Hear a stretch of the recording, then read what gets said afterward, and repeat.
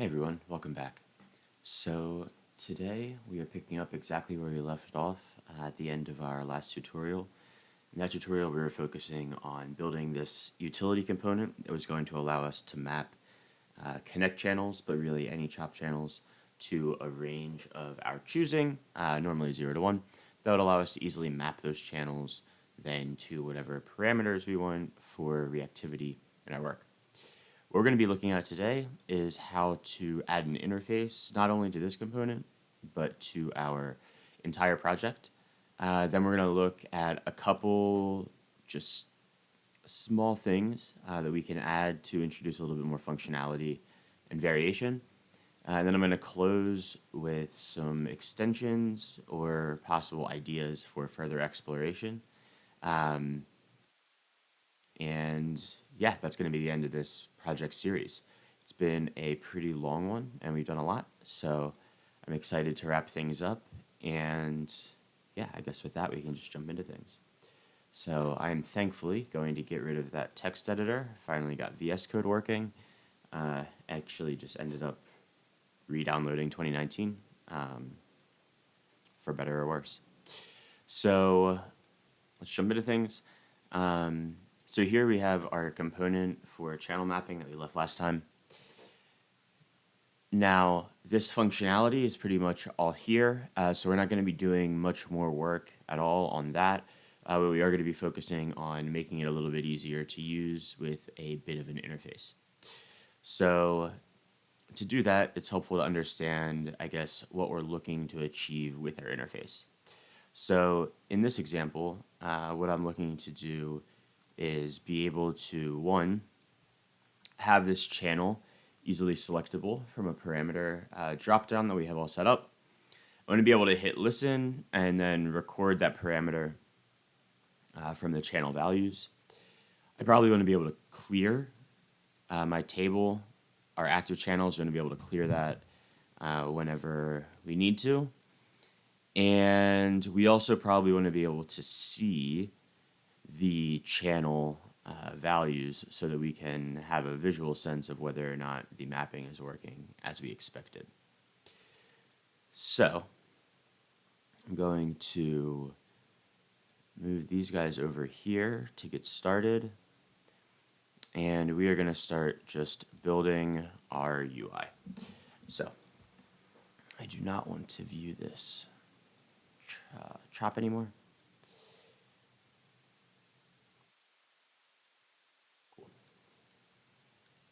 So first, I'm going to drop down a container, and I'm going to call it UI.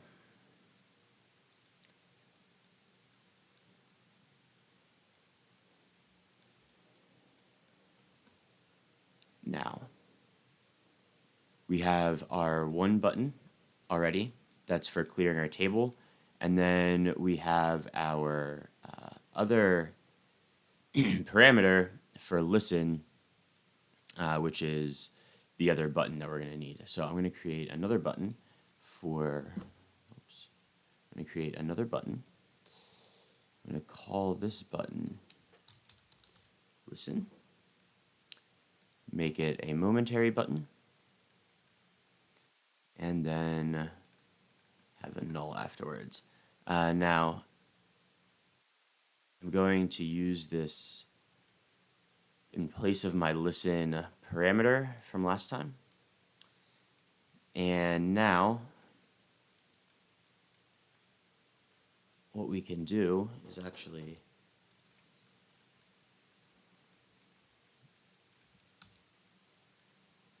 drag and drop that par execute down here inside of this button, add a math, combine these channels with adding, and then combine the chops with adding, and then now if we click this, or if we press our listen parameter here, in both cases, it's going to start recording for us, which we can see, whoops. There, you can see that both usages are going to work, which is great. So now what we probably want to do is put our buttons into a little component that we can persist on the UI. And then next to that, I'm going to put my unedited trail of my channel of interest. So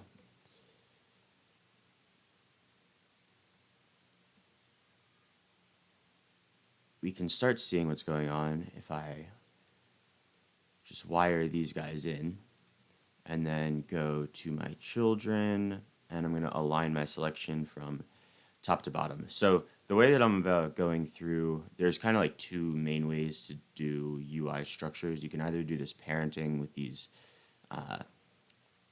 wires, or you can jump inside and actually have the components parented that way. It's a little bit, I think, up to the user to figure out what works best. A big thing that you need to keep in mind is sizing different components and alignment.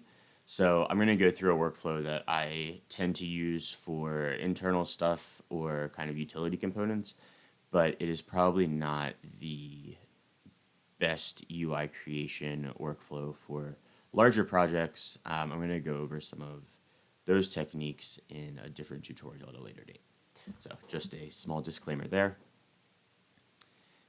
For example, these two buttons actually are lining up nicely, top and bottom. I want to put over here a little op viewer, and I want that op viewer pointed at my trail,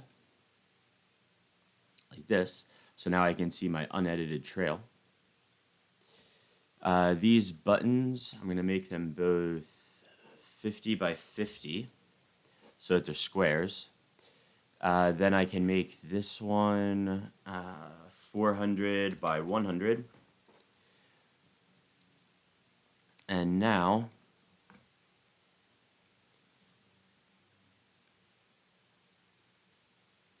see, because we have these this component's children alignment set to top to bottom, it's adding this child right after these other two, but I don't want it there. I want it up in this space right here. So for that one, I should make it, I should make this UI width 500. And then what I want to do is actually, what's the best way to do this? A container.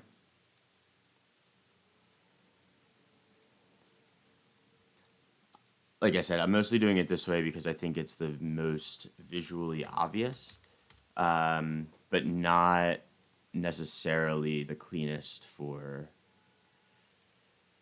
development in all cases.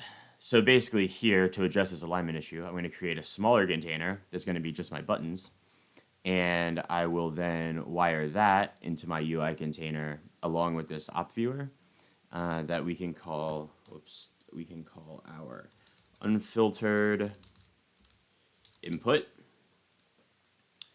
And now I can change the alignment to left, right. And now, if we make this, I guess, 450, then we can see here, now we have like a perfect little fit, which is great. So I'm going to do one other thing, which is grab my parameter for my channel selection so that I can select that channel. We want our operator, so that's correct. But here, I'm only interested in my active channel parameter. So I can just select that, and then it'll just give me this one parameter selection. I can then make the layout 450 in width, because that's the width of my, or rather 400 in width, because that's the width of my trail. My height, I can make something like 25, maybe. Okay, 30 looks good. I can actually make that 30, so maybe instead of 100 here, I'll make this 170 and make each of these containers 100, no, 50 by 100, like this. And then 50 by 200. Now if I make this 50 by 100, cool. Now we have our two buttons next to our trail. And if I add yet another container, and this container is going to be a width of 400 and a height of 200. And then I will orient my children top to bottom. So now we have our channel selection. If I wire this back in, boom. Now we have a clean UI that has our channel selection, lets us listen and clear. And we can see exactly what we're reading in as we're doing it. One other thing we probably want is to be able to take a look at our historical mapping. So any other mapping that we have stored that's currently being read in and transmitted out with a normalized range. Probably want to be able to see that too. So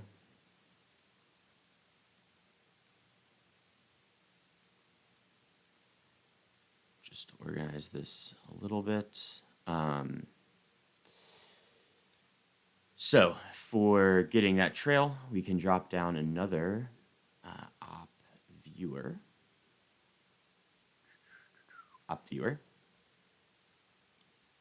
Point this trail at it. So this is going to be our mapped channels. And then, and then we can use this. Now this component is mapped left to right, which means we need yet another parent component that I can use this one for.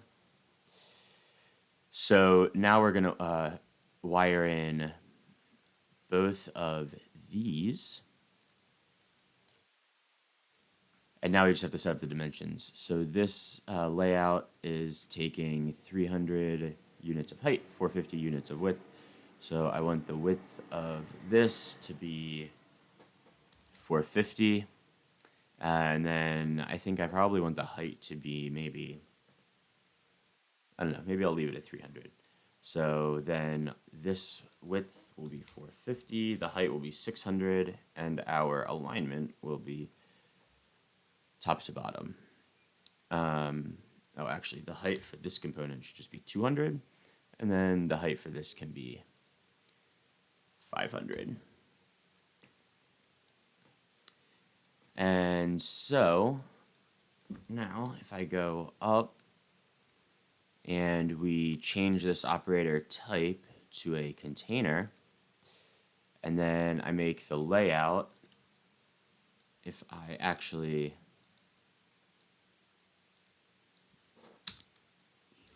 mapping, I'll call this top level container UI, and then I'll go in my layout and I'll set the width to the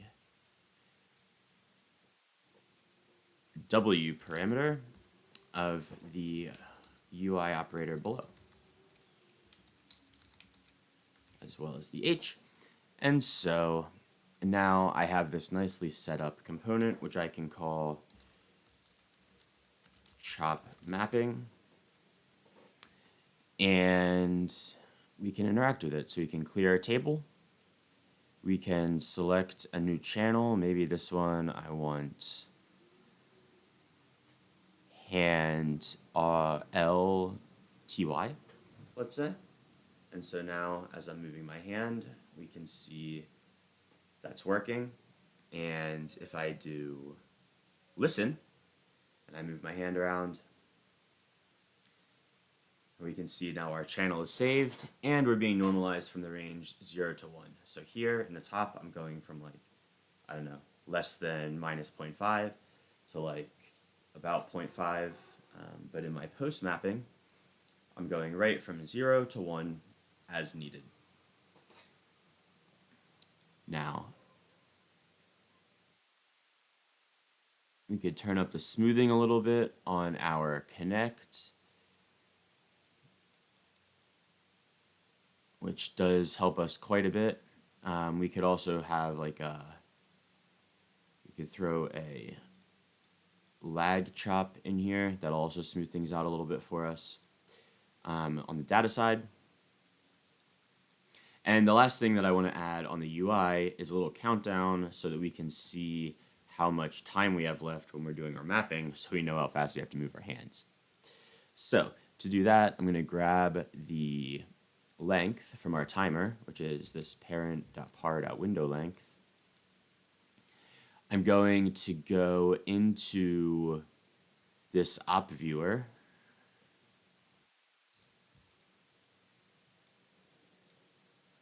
Sorry. I'm going to go into this op viewer. And what I'm going to do is set up a text where my text is going to be equal to my parent parameter like that. And then if we follow best practices and drop a null, drop a null. And then we can point our background top of our op viewer to that 4.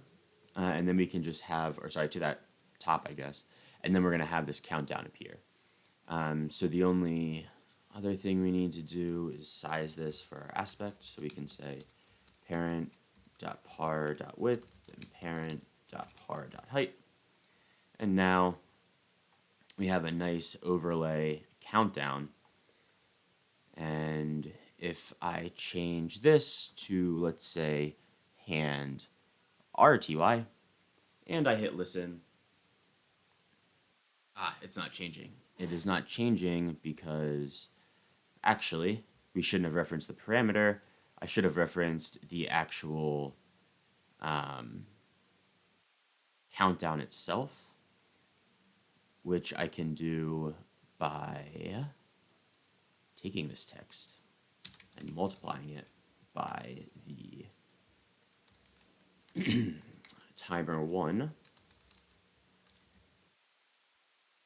operator above and the timer fraction parameter channel. And then I will want to do a 1 minus that so that I have a countdown.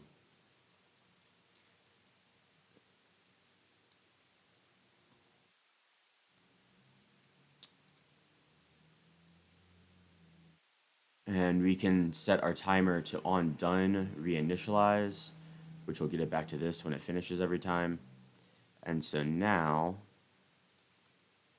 whoa, okay, well, we are counting down. Way too many values.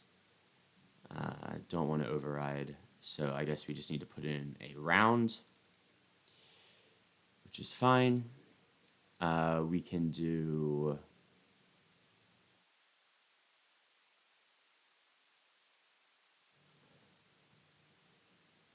wrap this whole thing in parentheses, and then if we do double divided by 0.01,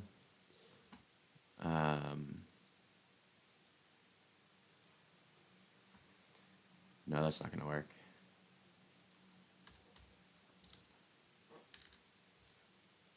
Well, we can just do that. We can just wrap it in and that's fine. Now we have our countdown, which is great. So now our functionality is working. As we're listening to new parameters, those parameters are then getting added and mapped here. And then we can see that our output, when we grab it, is using the mapped values, which is exactly what we wanted.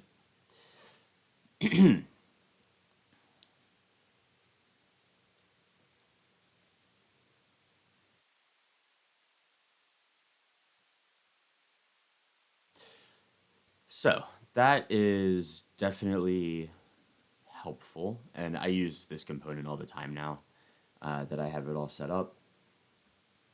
So what do we need to do to actually get to our attractors,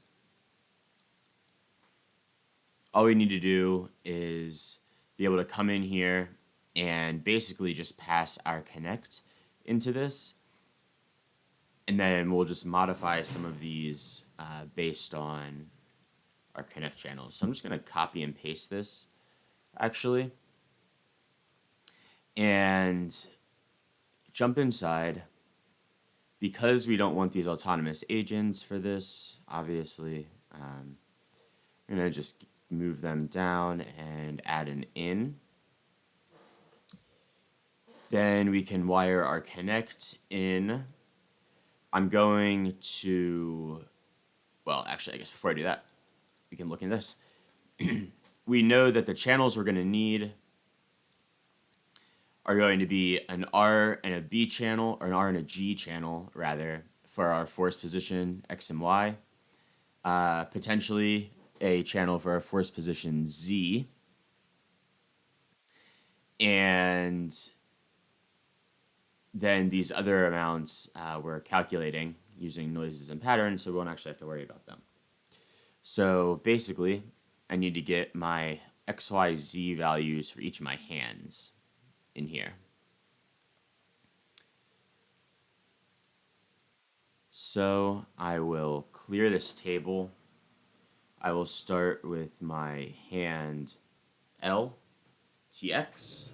I'll make sure it's working. It is working. I'll listen. Great. Now TY. I'm going to listen. Move my hands. Now TZ.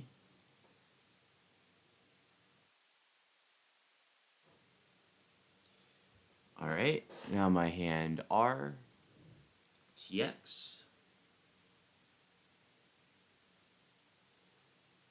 My hand R. TY.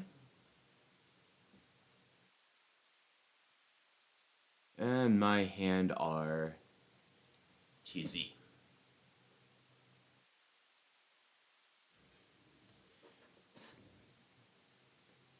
So, how easy was that? Now we have our 6 channels all mapped from 0 to 1. So, as I'm just kind of like moving my hands all around, we can see that all those channels are coming out mapped in that range exactly as we would want them to be.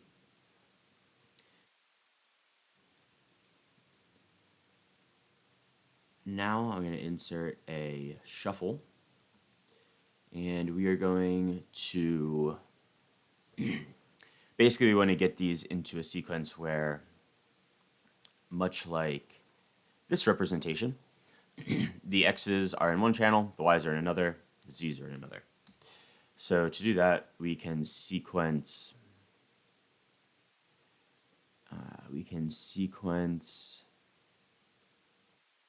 channels by, no, we can sequence every 3 channels, and that will, every 2 channels, there we go. And now we have a X, a Y, and a Z as our an X, Y, and a Z as our coordinates, which we can then rename to simply TX, TY, TZ. Now we can come in here. We have our TXYZ. Well, we can just change this channel.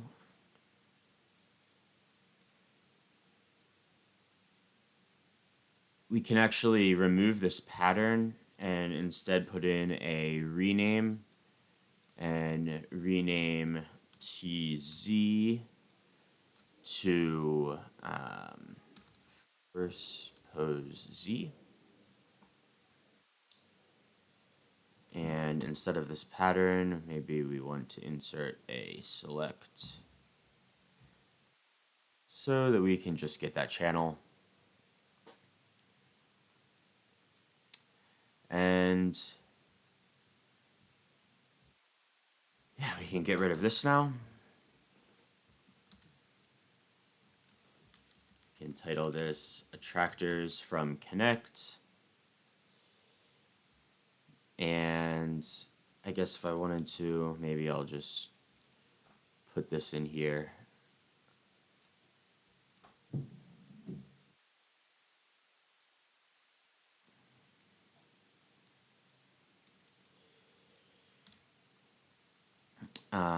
So display my forces, wire in this instead, and look at that. Now my hands are moving, and we can see that these attractors are moving along with them. The reason that they're kind of localized right now is because we are mapping our attractors to 0, 1, but I believe we want our range to be -1 to 1. And yeah, so I guess that you're seeing that cutoff like right there where the attractor is. That's because of the translate that I did. Sorry, the transform that I did for optics. So if I just get rid of that, then everything is working as expected. And yeah, we can see that our attractors indeed are following Kinect, which is pretty cool. So obviously this is just like the bare basics of what Kinect could do or what functionality you could add to your project. But pretty cool already. And to take things a step further, if you wanted to, you could do something like a join and actually join our two attractor chops together, and then wire this in to our extra forces instead. And now we have both sets of extra forces. So my Kinect attractors are still in here, as well as our other attractors that are all moving around. And the cool thing is that with this, you can have the maybe agent-based attractors weigh less. We could make them way smaller too. Adjust their height a little bit. And then we could have our Kinect attractors be like much bigger and exert more of a force on our environment. So that's just like one idea. Obviously, you could go a million different ways with this. And you could also do something with a switch. You could also do something with a switch where you could wire in the attractors and the Kinect and then the join. And now with this switch, we can decide whether we want the attractors or just the Kinect or both. And that is some pretty cool modularity you can have, because now if you're in like a project installation setting, you know, one thing you could think about is having your project states be defined by the types of attractors that are in this system. And then as, I don't know, your project state changes based on user interaction or weather or whatever else you want to change your project state on, the changing state could impact what types of attractors you have and actually how, you know, the people viewing the installation would be able to interact with it, which I find personally really, really interesting as a concept. So this is basically the end of us setting up the attractors and interactivity here.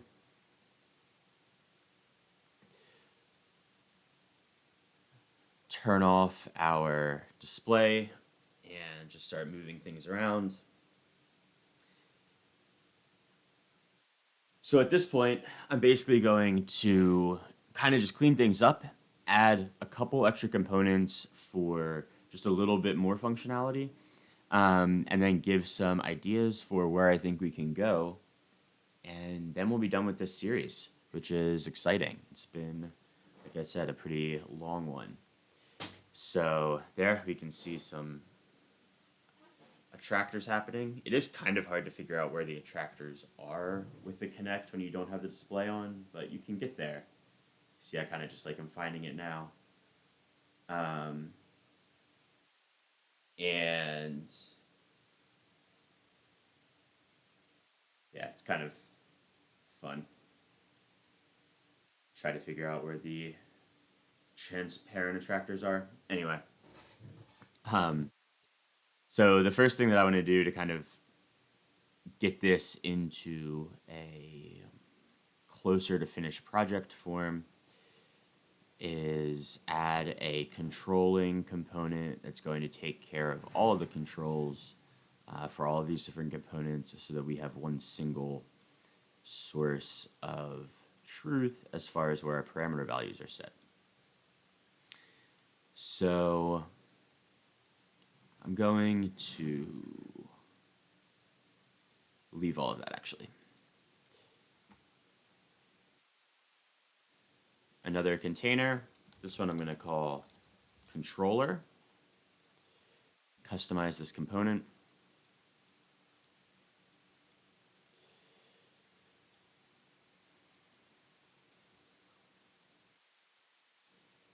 So what are some things that we're going to want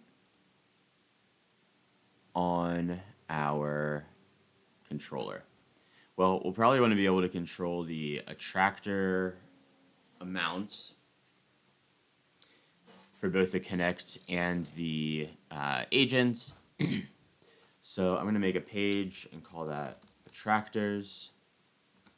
And then I'm just going to start dragging some of these parameters over. Now, the one thing I'm going to make sure I do is add in agent attractor height to the label. All of these labels, I'll make sure I label correctly.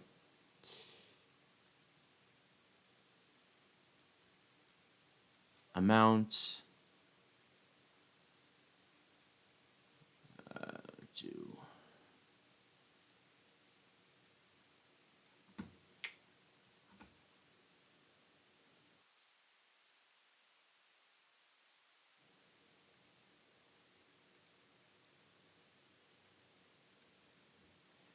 there we go. I'm not going to assign these guys. And now I'm just going to do the same for Kinect. So actually, that's a meaningless parameter for our Kinect one. But we do want, actually, let me clean this up a little bit. So we don't need our number of agents and we don't need our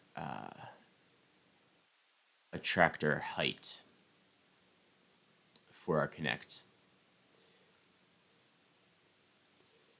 So now I'll go back to my controller customization.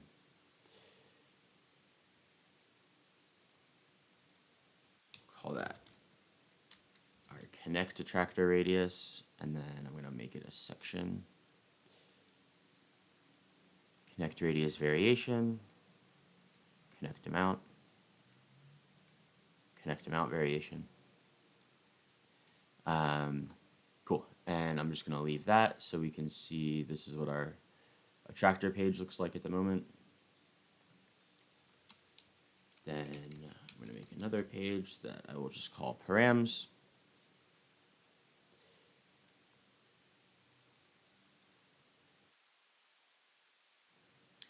Now here we can add things like turbulence magnitude. That'll be a good one. Our vertical strength, definitely.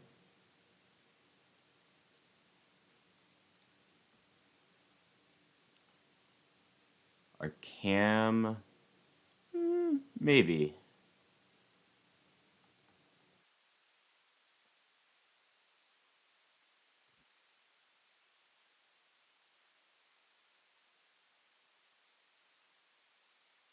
Probably want to be able to change our particle size, max particles in the simulation. I'm going to leave the cam stuff for now, I think. Our text feedback, 3D, we want our cache size. Make sure to label that appropriately. Feedback, text 3D, feedback cache size.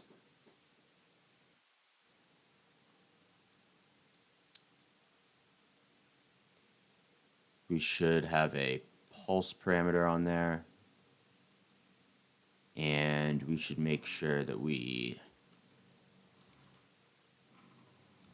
populate that pulse through the rest of our network where needed.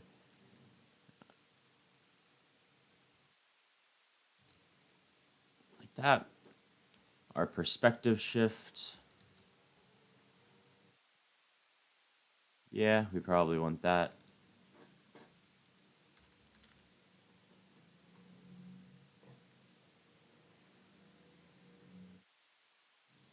So actually, I'll call this page particles, and then I'll make a post page. And so I'll grab my cache size and I'll drop that over to post. And then we can say post luma blur rotate.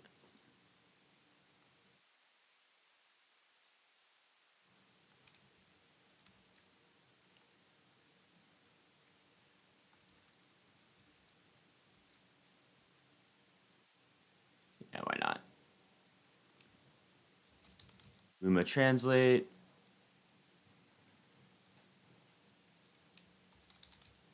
Luma displace. White filter width, and then sparkle.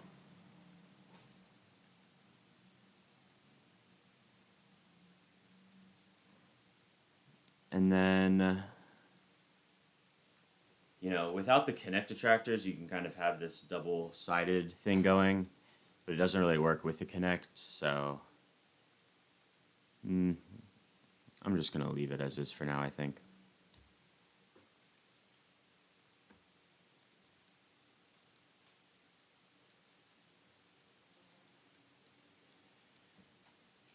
So now we have a controller. We have these pages here that allow us to control pretty much everything that we want to in our system. We can make it a little bit more user-friendly by having a UI for some of this stuff. Now, you could go through and make all of this into a UI just kind of like by hand. That is pretty time consuming, and for something like this, maybe not necessary. So one thing I want to do before I forget is just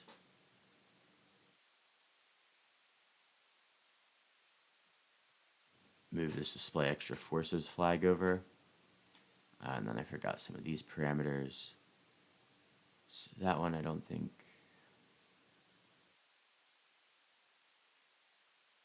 Yeah, those are fine actually. Okay, so we have the parameters we need. A little bit of a UI. So what can we do for a little bit of a UI? Thankfully, there's some built-in functionality we can leverage to do something quick and a lot easier than building everything ourselves manually. And for that, all we need to do is open our palette. We can go to the UI, basic widgets. We'll need this package, so I'm going to jump in my controller. We can grab the package, basic widgets. Then we can go to tools, auto UI, and we can see that it's pointed at our comp above. Everything is set on, and we can hit generate. And then we get this nice custom UI with sliders and stuff. All of our pages all set up.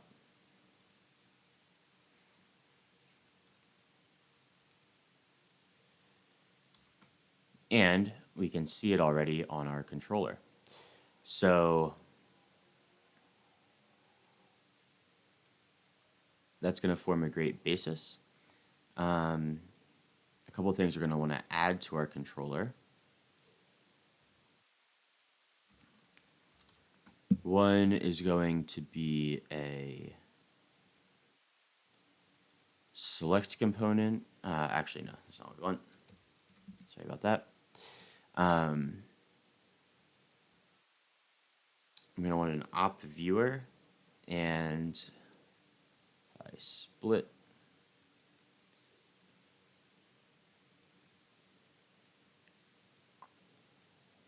my op viewer, I want to be this null at the very end so that we can actually see what's going on in our controller. So now we have to figure out how big we want to make this part of the UI. It seems like we probably need a little bit more height than we have at the moment, which it appears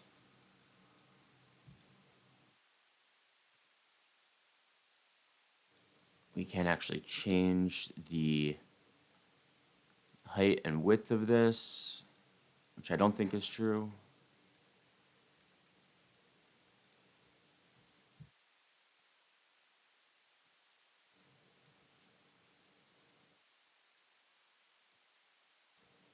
There we go. If you change your horizontal and vertical modes to fixed width, then we can increase our width a little bit, although we don't need to a ton. And we can increase our height by a little bit. We also don't need to a ton. And there we go. So we'll go with 450 by 350. I'll make this op viewer 450 by like 250.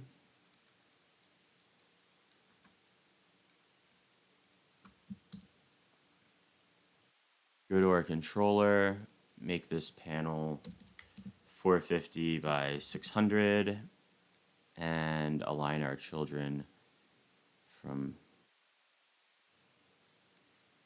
bottom to top. Nope. Top to bottom. Nope. Are there? Aha. Can turn that off. So we had to turn off the display of this auto UI because it's a container. This controller container was looking at it for the UI unless you turn off display. So now we have just these two things showing. And then now all I want to do is add our chop mapping to it as well.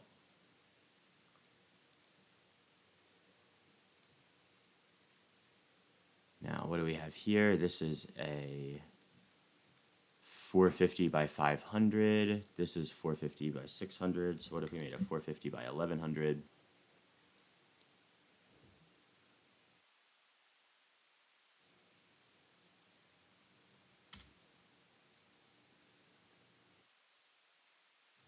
Okay, that's probably not the best. Maybe what we can do is a width of 900 and a height of 500, and then we'll align these guys left to right.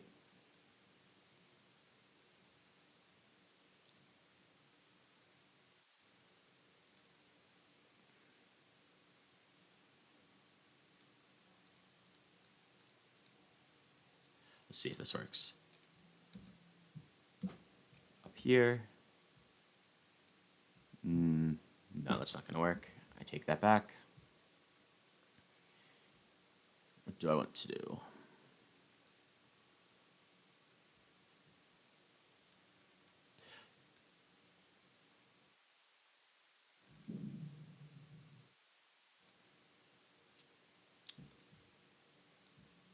I'll generate that again.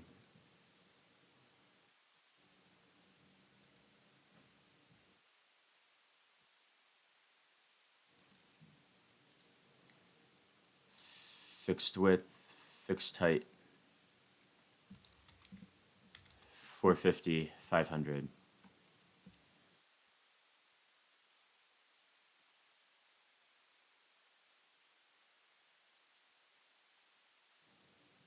So actually, here's what I can do. I can put the op viewer inside of this component, And then I can come back, get the null that I want.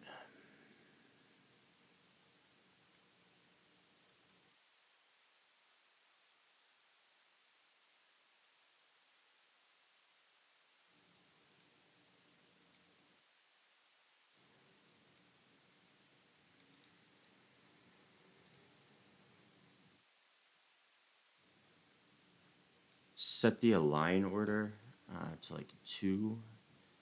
Make it 450 by maybe 150.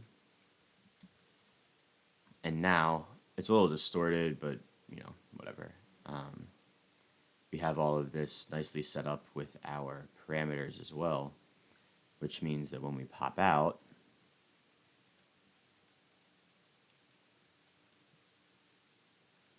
if I set this to right to left now, our controller, it now is all set up for us to be able to see everything.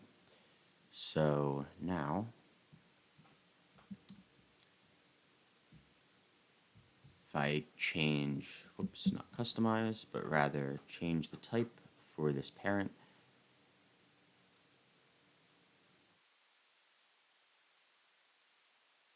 to a container, we start to see all of our stuff. Now, it's a little cluttered because we need to change the dimensions. So we have a 900 by 500 controller, and then we have our color picker, which is another 400 by 600. So I'm going to change that to be 300 by 900.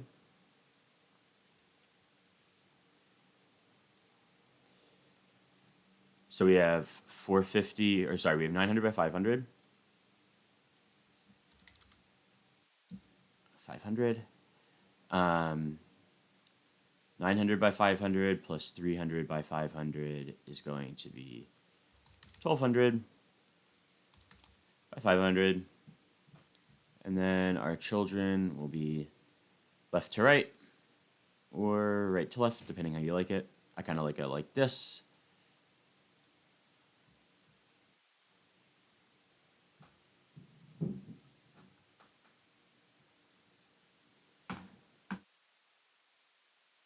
And sometimes I play with the margin a little bit. I don't really want to right now. But you could, in theory, use the margin and stuff to have some of these, to have some spacing in between them, especially if you add a little bit more width. So if I make this like 910, now we can have a gap in between there, which makes it visually just look a little bit nicer. Which means then if I also make this width, instead of 1210, I'll make it like 20, and I will have some 10 pixels of spacing in here too. And so now we have just a little bit of spacing. Our UI looks a little bit less cluttered. And if I change or add an out,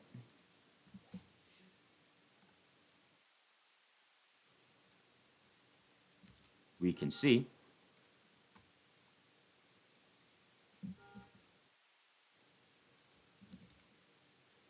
that here we have it. We have a very nice controller here that's going to let us change a lot of things and everything. See our vertical strength, that's working. Our turbulence magnitude, that's also working. Can turn our display forces off, turn the vertical strength down.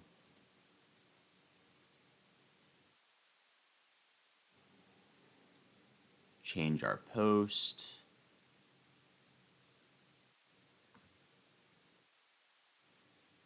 Add our sparkles or remove our sparkles.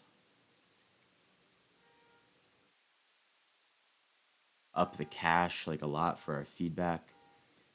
So there's, all these parameters that we can be changing.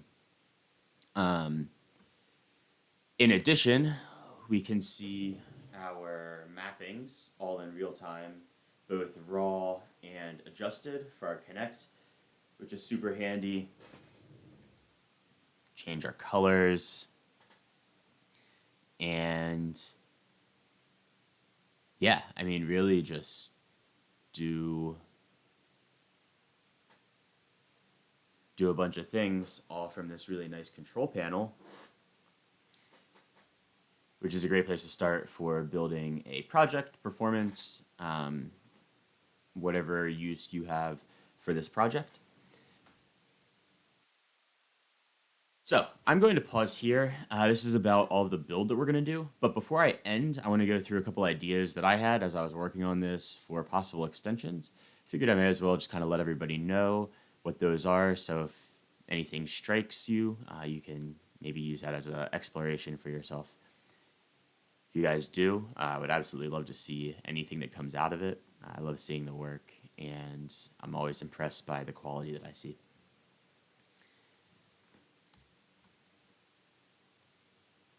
Go back to our network editor. We'll save this as a tox. I will give it to everyone after this, for the Patreons. And now we can talk about some extensions.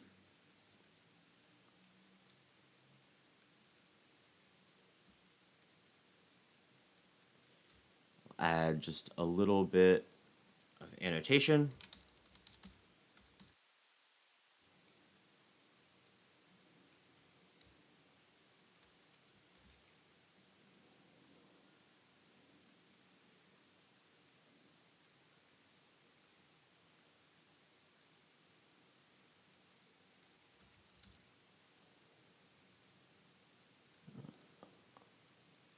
Make sure I'm following best practice. I'll use a null. I'll call it attractors. I'll select that null. I'll wire that into my selection.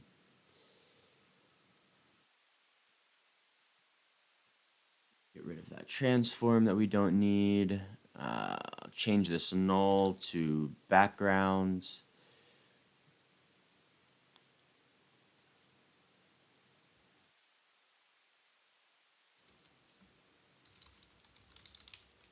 Particles in post.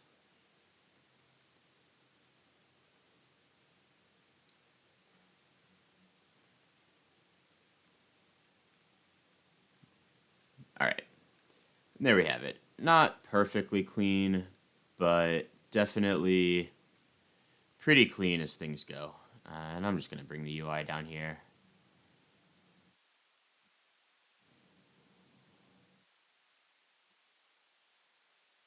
Okay. So now we got this a little cleaned up. What are some areas for possible exploration? Well, one idea I had was using our particles. Right now we have this UV start, right? So when we start all of our particles, they're going to start from our 0. We could change that by, if I go to my controller,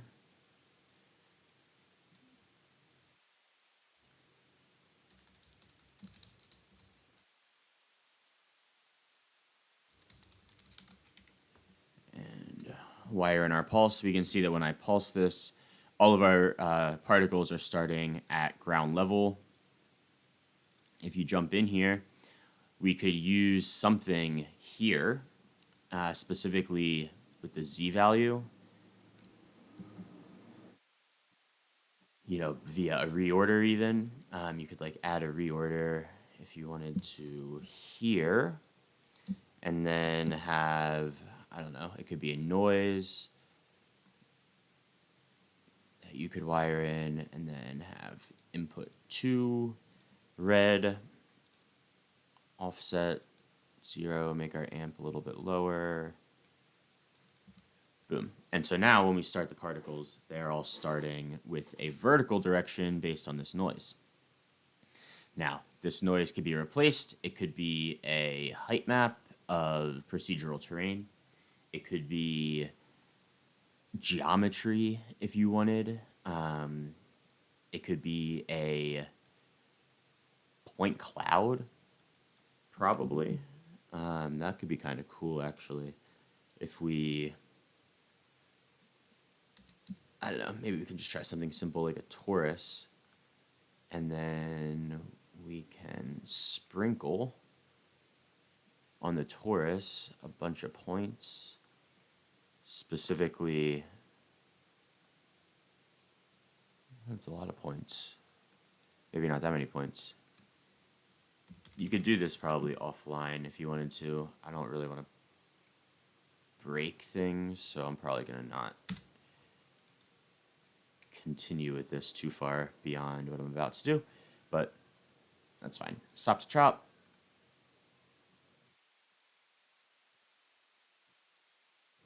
Chop to top.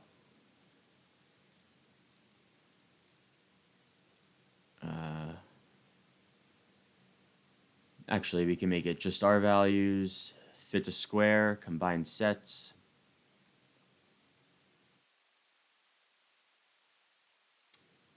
We don't want just our values, we want RGB values. And then here, we could do one of two things. Either just wire this in directly, and then our points are going to start like on a torus, which is giant, I guess, which is probably why we can't really see it. Let's see the torus forming. But, I don't know, transform, make the uniform scale a lot smaller, and put it on the Z-axis.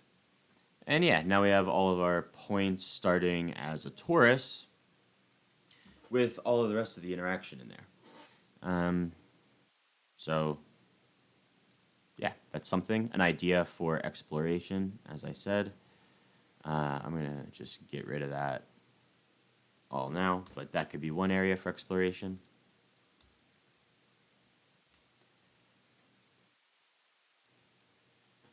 Another thing you could look at is camera translation or animation. So by moving the camera, either using the parameters that we have set up for us already, or by getting a little bit more in the weeds, like defining your own camera path and stuff like that. It definitely provides different visual effects. You know, you can see even just here, really zoomed in, we have an entirely different characteristic from when we were further zoomed out. You know, this is kind of cool. Some like more in the middle. You can get really zoomed out and make it more like a macro. Change your rotation. A lot of those different things. I think that playing with the camera, especially with like an audio reactive type of setup, if you're doing some music visuals, could be really cool with that, because the particles moving aren't probably going to be quite responsive enough to the audio, but you can make it highly responsive to the audio using some of these translations, and then have, you know, more dynamics. Whoa, that's pretty cool. You can have more dynamics then emerging that are maybe less responsive to the kicks and more responsive to the longer melodic elements of the song that touch like the turbulence or velocity or whatever. So that is another possibility. You could try and create a user journey or a bit of a narrative by having either keyframes or presets set up with different colors and different parameter combinations, either the TouchDesigner preset manager or your own preset manager or one of the other preset managers that are out there that the community has built can use those to create multiple presets and then kind of chain them together for a live performance VJ type of rig. Something you could possibly do would be having weather also brought into this. Your weather data could, drive the turbulence or the vertical strength or the color or what have you. So all of those are really interesting extensions of this. I'm sure there's a lot more ideas that everybody can come up with as you guys get cooking. So like I said, keep me updated. Would love to see what comes out of all of this. Thank you as always to all of my Patreons. The support is truly incredible. It seems like there's just so much support in the community, which is making me very grateful. So thank you again all for that. And until next time, I will leave it here. Thank you for bearing with me on this long project. And I hope that everybody got something out of it.